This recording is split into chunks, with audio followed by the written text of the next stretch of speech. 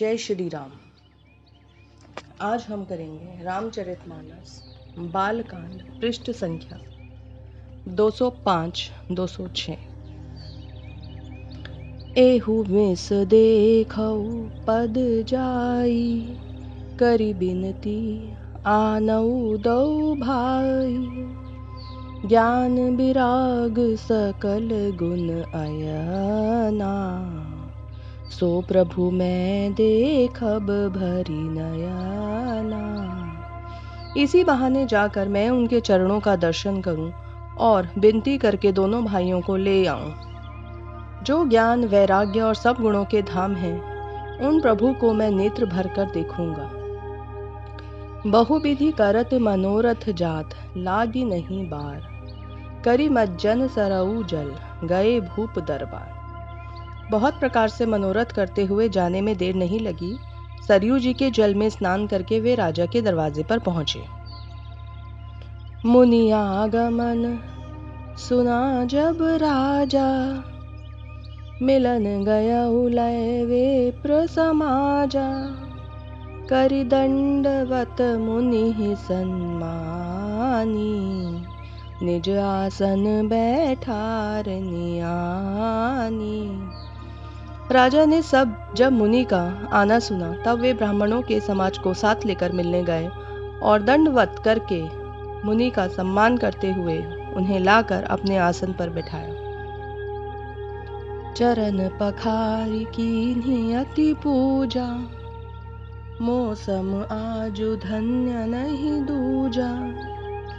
विविध भांति भोजन करवावा, मुनि बर हृदय हर्ष अति पावा। चरणों को धोकर बहुत पूजा की और कहा, मेरे समान धन्य आज दूसरा कोई नहीं है। फिर अनेक प्रकार के भोजन करवाए, जिससे मुनि अपने हृदय में बहुत ही हर्ष प्राप्त किया। पुनि चरणनि मेले सुत चारी, राम देखी मुनि देह बिसारी। भय मगन देखत मुख शोभा, जनु चकोर पूरन ससिलोभा। फिर राजा ने चारों पुत्रों को मुनि के चरणों पर डाल दिया। श्री रामचंद्र जी को देखकर मुनि अपनी देह की सुधि भूल गए। वे श्री राम जी की मुख की शोभा देखते ही ऐसे मग्न हो गए, मानो चकोर पूर्ण चंद्रमा को देखकर लुभा गया हो। तब मन हर्षि बचन कहराऊ, मुनियस कृपा न कीन्ही काऊ। केहि कारण आगमन तुम्हारा, कहु सो करत न लावहु बारा।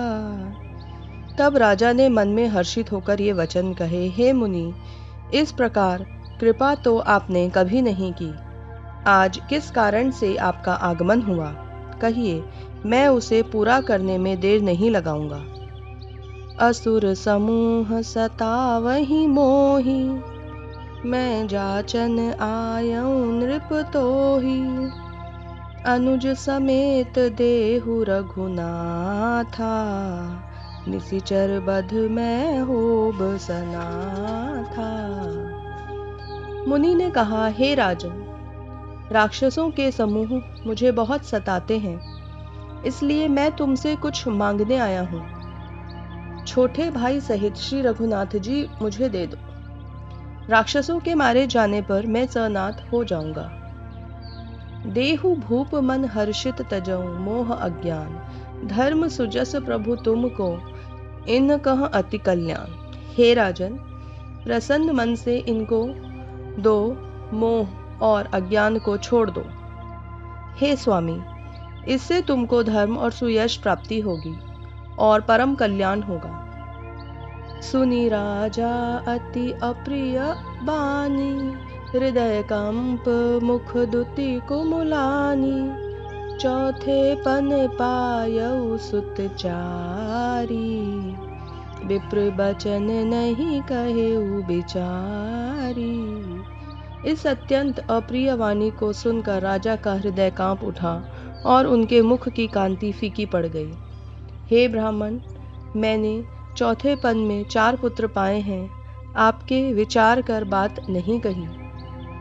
मागहु भूमि धेनु धन कोसा, सर्वस देउ आजु सहरोसा। देह प्राण ते प्रिय कछु नाही, सो मुनि देउ निमिष एक माही। हे मुनि, आप पृथ्वी, गौ, धन और खजाना मांग लीजिए। मैं आज बड़े हर्ष के साथ आपको सर्वस्व दे दूंगा। देह और प्राण से अधिक प्यारा कुछ भी नहीं होता, तो उसे भी एक पल में दे दूंगा।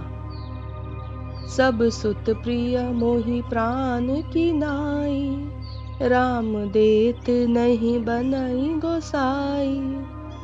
कह निशिचर अति घोर कठोरा, कह सुंदर सुत परम किशोरा। सभी पुत्र मुझे प्राणों के समान प्यारे हैं, उनमें भी हे प्रभु राम को तो देते ही नहीं बनता। कहाँ अत्यंत डरावने क्रूर राक्षस और कहाँ परम किशोर अवस्था के मेरे सुंदर पुत्र। सुनि नृप गिरा प्रेम रस सानी, हृदय हर्ष माना मुनि ज्ञानी। तब वशिष्ठ बहुविधि समुझावा, नृप संदेह नास कह पावा। प्रेम रस में सनी हुई राजा की वाणी सुनकर ज्ञानी मुनि विश्वामित्र जी ने हृदय में बड़ा हर्ष माना। तब वशिष्ठ जी ने राजा को बहुत प्रकार से समझाया, जिससे राजा का संदेह नाश को प्राप्त हुआ। अति आदर दो तनय बुलाए, हृदय लाई बहु भांति सिखाए। मेरे प्राण नाथ सुत दो, तुम मुनि पिता आन नहीं को।